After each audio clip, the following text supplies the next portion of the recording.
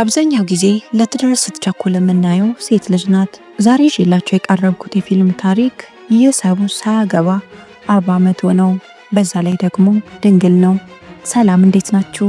ዛሬም ሁሌም እንደማደርገው አሪፍ ያልኩትን ፊልም ይዤላችሁ መጥቻለሁ። ሰብስክራይብ እያደረጋችሁ እኔ እህታችሁን ማበረታታት አትርሱ። በቅርቡ 10,000 ሰብስክራይበር ይገባል ብዬ አስባለሁ። ከጎኔ እንደሆናችሁ ሰብስክራይብ እያደረጋችሁ አሳዩኝ። ዛሬ ይዤላችሁ የመጣሁት ፊልም በ1998 የተሰራ አንደር ዘ ሰን የተሰኘ ፊልም ነው። እስከ ፊልሙ ፍጻሜ አብራችሁን ቆዩ። ፊልሙ ሲጀምር ኦሎፍ የተባለ ሰው ያስተዋውቀናል። ከከተማ ወጣ ብሎ ነው የሚኖረው። በግብርና ስራ ነው የሚተዳደረውም። ኦሎፍ ቤተሰብ የለውም። አባቱ የሞተው ወጣት እያለ ነው። እናቱም ብዙ አልቆየችም። የኦሎፍ ቤት እናቱ ጥላው እንደሄደች ነው። ኦሎፍ ምግብ መስራትም ሆነ ቤት ማጽዳት አይችልም። እንዴት ሆኖ እስካሁን እንደቆየ ራሱ ታሪክ ነው። በዛ ላይ ያልተማረ ነው። በዚህም ምክንያት አብዛኛው ጊዜ የኤሪክ እገዛ ያስፈልገዋል። ብቸኝነት የሰለቸው ኦሎፍ አንድ ቀን ወደ ከተማ ጉዞ ይጀምራል። ከዚያም በጋዜጣ ሚስት እፈልጋለሁ የሚል ማስታወቂያ ሊያስነግር ፈልጎ ነበረ።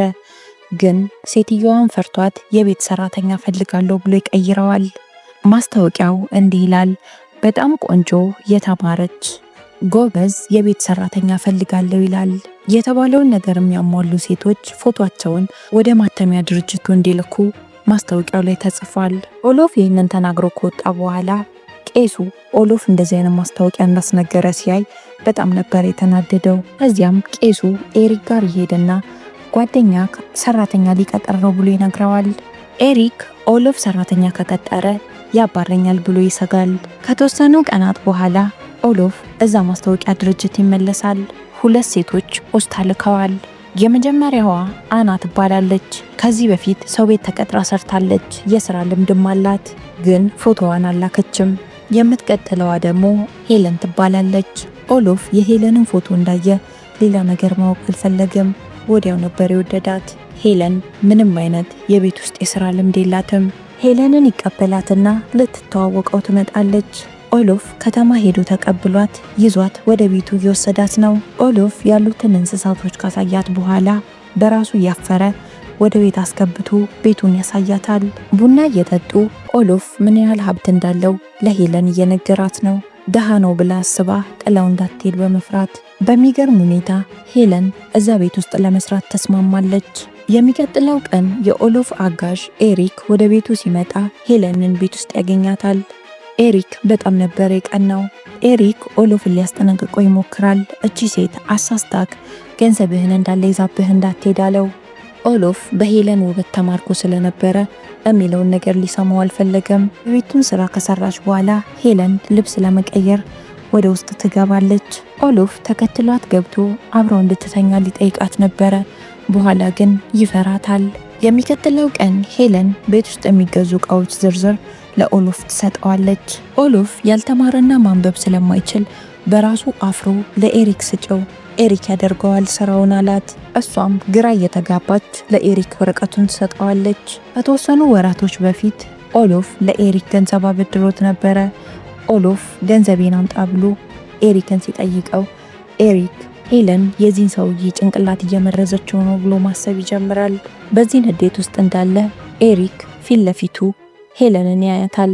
ከዚያም የተሰጣ ጡት ማስያዣና ፓንቷን ሲመለከት እቺ የምታክል ጡት ማስያዣ ውስጥ ይህንም ያክል ሰውነት ይዘሽ እንዴት ነው የምታስገቢው ይላታል።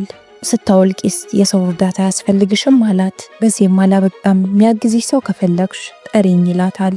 ሄለን ምንም ነገር ሳትመልስለት ጥላው ትሄዳለች። ከጊዜ ወደ ጊዜ ሄለን እንደዛ ቆሻሻ የነበረውን ቤት ሰው ወደሚኖርበት ቤት እየቀየረችው ነው። ኦሎፍ አጠገቡ ስላለች በጣም እየተደሰተ መጥቷል። አንድ ቀን ሄለን ገላዋን እየታጠበች ነበር። ኦሎፍ በበሩ ቀዳዳ ተለጥፎ ያያታል። ውስጥ ሄለን ኦሎፍ እያያት እንደሆነ ስትረዳ በጣም ተደስታ ጸጥ ትለዋለች። አንድ ቀን ኤሪክ እነ ኦሎፍ ቤት ለአንድ ፕሮግራም ይመጣል። ሶስቱም አንድ ላይ በመሆን አልኮል እየጠጡ ጥሩ ጊዜ ማሳለፍ ቀጠሉ። ኦሎፍ በጣም ብዙ አልኮል ጠጥቶ ነበር የዛን ቀን። ስለዚህም ስሜቱን መደበቅ አልቻለም። እንደሚወዳት ለሄለን ይነግራታል። ከዛም ፍቅሩን ከገለጸ በኋላ ራሱን ስቶ ወንበሩ ላይ ይወድቃል። ኦሎፍ ወንበሩ ላይ ተኝቶ እንቅልፉ መለጠጥ ሲጀምር ኤሪክ ፈጠን ይልና እጇን ይዞ መደነስ ይጀምራል። ከዛም ኤሪክ ይሄ ሰውዬ በጤናው አይደለም እንደዚህ የቀረበሽ፣ እምትጎጁ ይመስለኛል፣ ከዚህ በላይ ባቀርቢው ደስ ይለኛል ይላታል። ከዚያም በቻለው አቅም የተወሰነ ያስፈራራታል። ከቀናት በኋላ ኦሎፍ አንድ መንገድ ይሄዳል ቤቱን ጥሎላት። ሄለን አጋጣሚውን በመጠቀም ቤቱን በርብራ ስለ ኦሎፍ ነገሮችን ማጣራት ትጀምራለች። በዚህ መሃል ነው ኤሪክ ኬት መጣ ሳትለው የመጣባት። የኤሪክ ፍላጎት ቤቱን ጥላ እንድትወጣ ነው። ልብሷ ተቀዶ ሲያይ አሁን ደግሞ እንደ ለማኝ መልበስ ጀመርሽ ይላታል።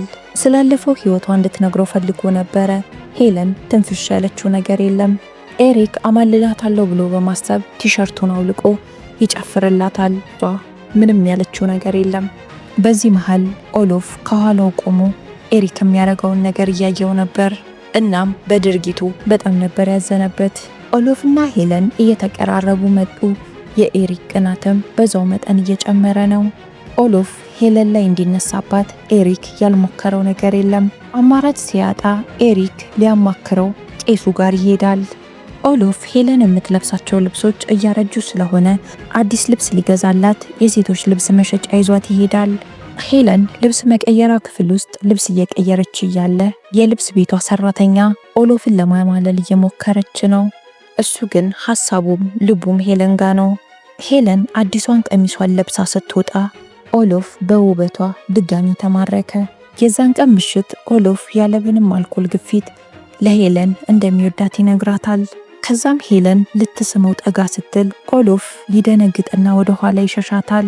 ዛን ቀን ጀምሮ ሄለን ባገኘችው አጋጣሚ ኦሎፍ እንዲስማት ትሞክራለች። በመጨረሻም አንድ ቀን ኦሎፍ በሐሳቧ ተስማምቶ ከሄለን ጋር አብረው ይተኛሉ። ሄለን ከኦሎፍ ጋር ያላትን ግንኙነት እየወደደችው እየመጣች ነው። አንድ ቀን ላሞች የሚታሰሩበት ክፍል ኦሎፍና ሄለን ግንኙነት እያደረጉ እያለ ኤሪክ ይመጣባቸዋል። ከዚያም ኤሪክ በኦሎፍ ድርጊት እንዳፈረበት ይነግረዋል። እናም ሄለን ለገንዘቡ ብላ እንደወደደችውና እንዳንተ አይነት አህያ ማንም አይወድም ነበር ያለው። ኦሎፍ በጣም ከፍቶትና ተናዶ እውነተኛ ጓደኛ ብትሆን ኖሮ የኔ ደስታ ያስደስተ ነበር ይለዋል።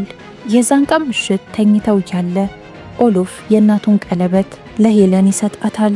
እናም እንድታገባው ጠየቃት። ሄለን በጥያቄው ደስተኛ የሆነች አትመስልም።